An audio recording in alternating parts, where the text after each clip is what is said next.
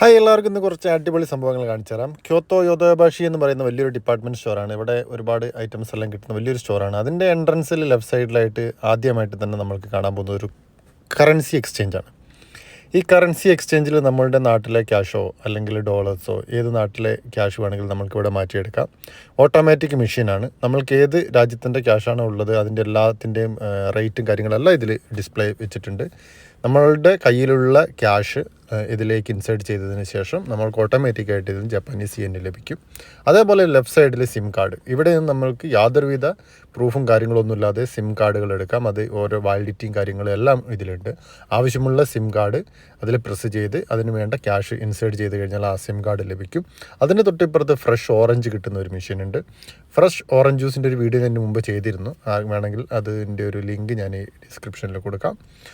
Then ഇത് normally vending മെഷീനാണ്. നമുക്ക് ഇഷ്ടമുള്ള ഒരു മിനറൽ വാട്ടർ അല്ലെങ്കിൽ കോഫി, ചായ ഇതെല്ലാം ഇതിൽ ക്യാഷ് ഇൻസേർട്ട് ചെയ്യുന്നതിലൂടെ നമ്മളുടെ കൈകളിലെത്തും.